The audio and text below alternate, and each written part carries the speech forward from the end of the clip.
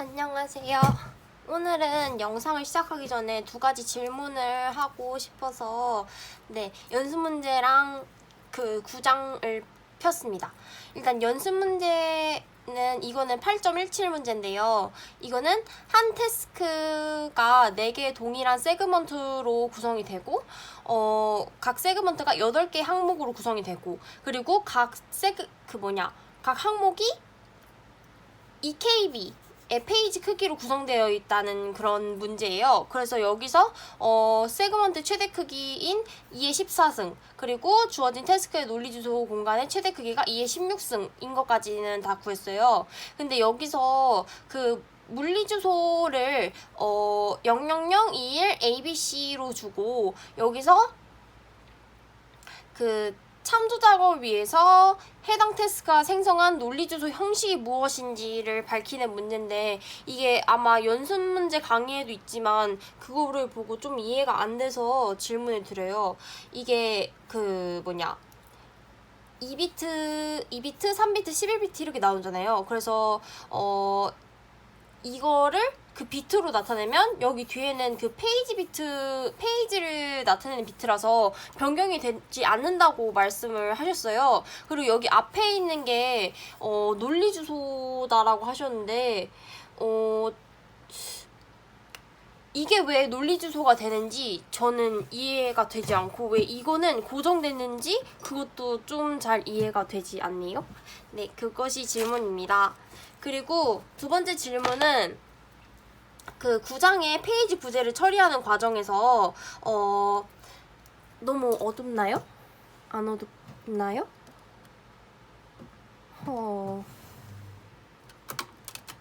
네, 똑같네요. 그냥 찍겠습니다. 페이지 부재를 처리하는 그런 과정에서 첫 번째 내부 테이블에서 그 유효 무효 비트를 확인을 하는 그 과정 있잖아요. 그래서 무효한 페이지에 대한 참조면 그 프로세스는 중단된다. 그러니까 나의 중단되고 유효한 참조인데 페이지가 아직 메모리에 올라오지 않았다면 그것을 디스크로부터 가져와야 된다. 근데 제 생각에는 이 유효 무효 비트가 물리 메모리에 있냐 없냐의 비트인 줄 알았어요. 근데 이게 물리 메모리에 없지만 디스크에 있으면 인밸리드라고 돼 있는 게 이 유효 무효 비트가 디스크를 기준으로 만들어진 건지, 왜냐면 여기서 인밸리드, 만약에 디스크에도 없는 거를 참조하는 거는 그거는 그냥 오류잖아요. 그래서 인밸리드로 하면 그냥 아예 중지를 할 수 있는데, 그래서 결론적으로는 질문은 이게 디스크에 있는지의 유무를 나타내는 건지 물리 메모리에 있는지 없는지를 나타내는 것이 아닌, 네, 그것이 질문입니다. 그럼 오늘의 그 진도인 파일 연산에 대해 나와볼게요. 파일은 정보를 저장하는 그런 논리적인 저장 단위죠. 그래서 파일 속성은 뭐 이런 게 있고, 뭐 연산도 한번 읽어보시면 될 것 같고, 네. 그래서 저희가 봐야 되는 내용은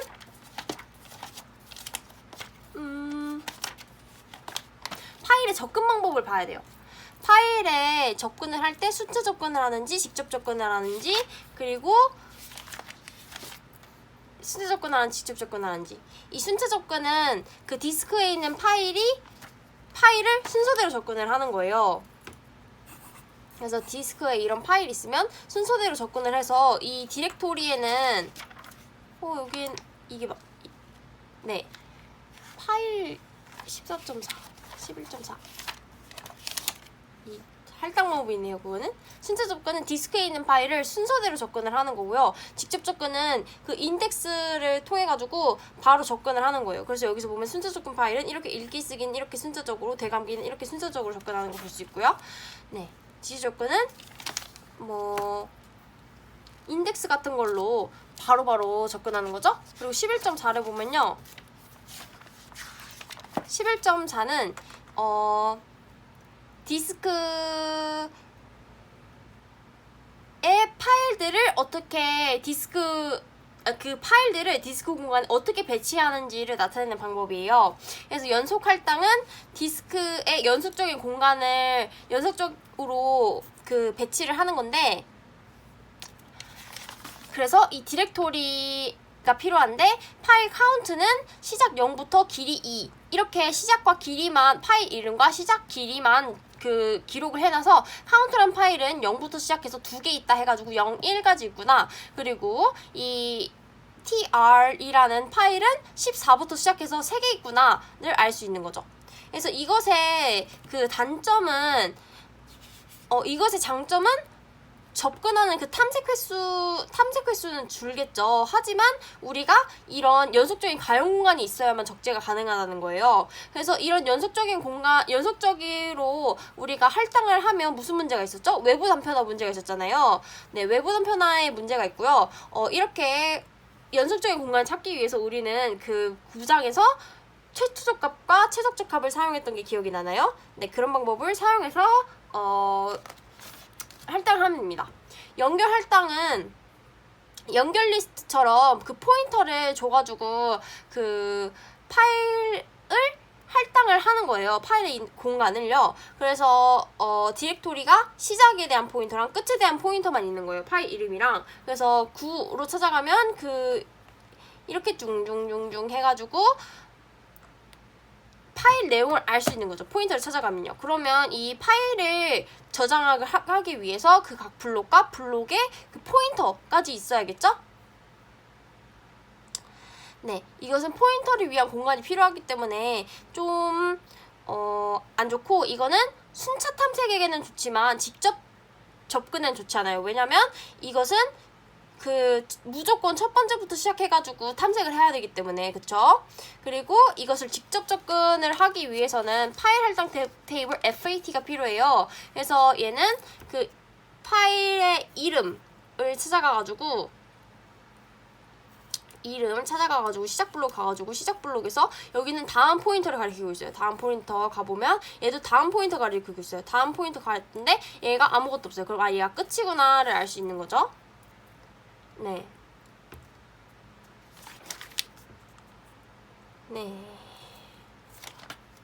그리고 색인 할당은 그 색인 블록을 하나 넣는 거예요. 그 색인 블록에다가 각 파일을 구성하는 그런 블록들의 인덱스를 놔주는 거죠. 그래서 얘의 장점은 디스크를 2번 접근하면 모든 것에 접근을 할 수 있고요. 그리고 이것은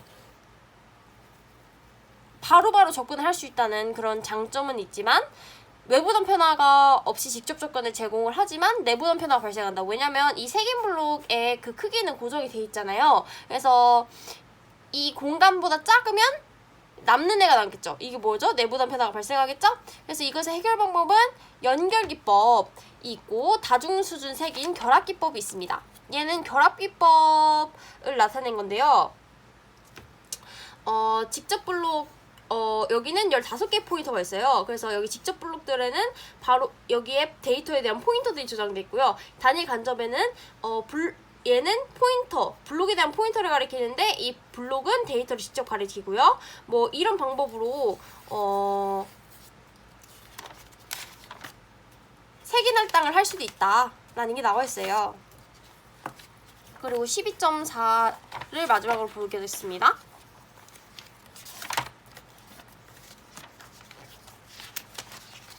네, 디스크 스케줄링이에요. 이거는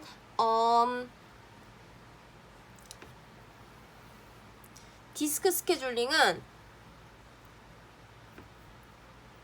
디스크 드라이브한테 빠른 접근 시간과 높은 전송량을 제공하기 위해서 하는 거죠. 그래서 디스크 접근 시간은 탐색 시간이랑 회전 지연 시간으로 나뉘는데 뭐 이런 건 한번 읽어보시면 되고요. 이런 디스크 스케줄링 방법에는 first come first serve, 그 선입선 처리 스케줄링, 최소 탐색 시간 우선 스케줄링 뭐 이런 등등이 있어요. 한번 보도록 할게요. 선입선 처리 스케줄링은 그 FIFA랑 똑같겠죠. 그 요청이 들어온 대로 서비스를 해주는 거예요. 그래서 이렇게 그런 스케줄링 대한 그림이 나오는데요. 이것은 되게 이해하기 쉽죠. 왜냐면 들어온 순서대로 처리해주니까. 하지만 단점은 얘가 53에서 여기서 보면 되겠네요. 그냥 결론적으로 가까운 애를 처리할 수 있었어요. 이렇게 결론적으로 보면 37을 처리하고 있으면 14를 처리하면 얘가 더 가깝잖아요. 근데 얘가 다음에 왔기 때문에 122까지 이동을 하고 14로 가야 된다는 거예요. 그러면 되게 이동 시간이 길다. 그리고 최소 탐색 우선 스케줄링은요. 내가 처리하고 있는 요청에서 가장 가까운 요청을 처리를 해주는 거예요. 그러면 얘는 문제가 뭐냐면 내가 처리하고 있는데 계속 나한테 가까운 애들만 들어와요. 그럼 나한테 먼 가생이 쪽에 있는 애들은 가장 늦게 처리가 되겠죠. 이런 단점이 있습니다.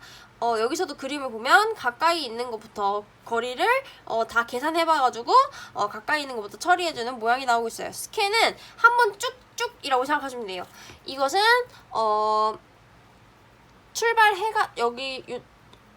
출발하는 곳 쪽에서 한쪽으로 가면서 여기는 요청 다 처리하고 이제 반대쪽으로 가면서 요청을 다 처리한다. 이것에 그런 주목해야 될 점은 얘는 14까지밖에 요청이 없는데 0까지 무조건 간 다음에 0에서 마지막 요청까지 처리를 한다.